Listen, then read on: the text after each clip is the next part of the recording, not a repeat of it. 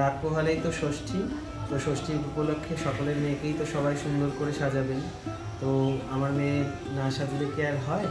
তো সেই জন্যই আজকে মাকে নতুন বস্ত্র পরিবর্তন করবো বলে ঠিক করেছি।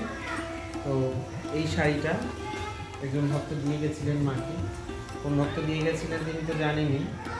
তো আজকে ভাবলাম এই শাড়িটাই মাকে পরাবো। অনেক ভক্তরাই কমেন্ট করে থাকেন যে মাকে কিভাবে শাড়ি পরান, শাড়িগুলো পরানো একটুখানি যদি দেখান তাহলে আমাদেরও সুবিধা হবে, আমাদের বাড়ির বিগ্রহদেরকেও আমরা সেভাবে শাড়ি পরাতে পারি। কিন্তু কিছুটা পরিয়ে নিয়ে তারপরেই আর কি দেখানো ছাড়া কোনো উপায় হয় না। কেননা ওইভাবে আর কি শাড়ি পরানোটা ডিটেলসে দেখানোটা ঠিক হবে না, কারণ এতে অনেকটা দৃষ্টিকটু ব্যাপার থাকে। তো যার কারণে প্রথমে কিছুটা আমি পরিয়ে নিলাম। পরিয়ে নেওয়ার পর তারপরে আমি যেটুকুনি যা করছি, যেভাবে পরাচ্ছি সেটা আপনাদের সামনে আমি তুলে ধরছি। আমি একটু আজকে আট পৌরে স্টাইলেই শাড়িটা পরালাম, কেননা আজকে আমার অতটা সময় নেই, কাজের চাপ প্রচুর, একা হাতে সমস্ত কাজ সামলাতে হয় এবং ঘর মন্দির সবটাই তো আমাকে দেখতে হয়। তারপরে আবার বিকেলে ভক্তরা আসবে, তাদের সঙ্গে কথা বলার জন্য আমাকে সেইভাবে আগের থেকে প্রস্তুত থাকতে হবে, যার জন্য সমস্ত কাজগুলোই সংক্ষেপে কিন্তু সেটা যাতে নিয়ম মাফিক এবং সময়ের মধ্যে হয় সেটাই আমি চেষ্টা করি। আজকে সকালে মায়ের নিত্য সেবা পুজো পাঠ সেরে নিয়েছি। সেরে নেবার পরে আমি তারপরে মাকে পরিষ্কার পরিচ্ছন্ন করিয়ে তারপরে এখন আমি মায়ের শৃঙ্গার করছি। তো শৃঙ্গার হয়ে যাওয়ার পরে আবার মধ্যাহ্নকালীন ভোগ হবে। মধ্যেখানে যে সময়টুকুনি আছে সেই সময়ের মধ্যে মায়ের বস্ত্রটা পরিবর্তন করছি। চেষ্টা করি সব সময়ের জন্য মাকে সুন্দরভাবে সযত্নে রাখার। জানি না কতটা পারি, কিন্তু যেটুকুনি উনি হয়তো করিয়ে নেন ততটুকুই করতে পারি। মন থেকে অনেক আশা বা ইচ্ছে থাকে, তবে থাকলে পরেও সবটা হয়তো সাধ্য বা সামর্থ্যের জন্য বা সময় পরিস্থিতির জন্য হয়ে ওঠে না। তবে তিনি চাইলে কিন্তু সেটা ঠিক হয়, 2 দিন পরে হোক বা 10 দিন পরে হোক। এই যে কথায় কথায় দেখুন আমার এখন মায়ের শৃঙ্গার হয়ে গেল, অলংকার আদি সব কিছু পরিয়ে নিয়েছি। আজকে মাকে চুলটা একটু ঘন চুল দিয়েছি। নবদ্বীপ থেকে এর আগে চুল নিয়ে এসেছিলাম, চুলগুলো অতটা ভালো না, তবে এর আগের একটা চুল আমার কাছে রাখা ছিল কলকাতা থেকে আনা, সেই চুলটা বেশ ভালো গোছের।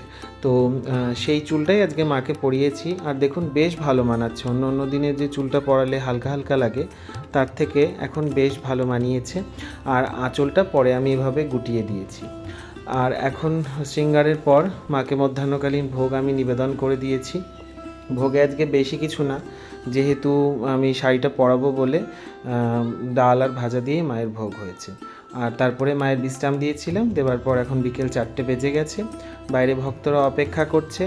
আর আমি ততক্ষণে মন্দির খুলে মায়ের হাত মুখ মুছিয়ে মাকে বৈকালিক সেবা দেওয়ার পর এবার মায়ের বিকেলে শৃঙ্গার করে নিচ্ছি। আগে আগে বিকেলে শৃঙ্গার করানো হতো না, তবে ভক্তরা এসে আমাকে প্রশ্ন করেন যে মাকে ফুল দিয়ে সাজানো হয় না, না ফুল গাছ নেই, এরকম অনেক প্রশ্ন করে। তো এই সমস্ত প্রশ্নের দিক থেকে তাকিয়ে আমি ভেবেছি তাহলে বিকেলেও যদি শৃঙ্গার করা যায় মাকে তাহলে ভালোই হয়। আবার অনেক ভক্তরাও বলে যে মাকে ফুল দিয়ে সাজালে ভালো লাগে।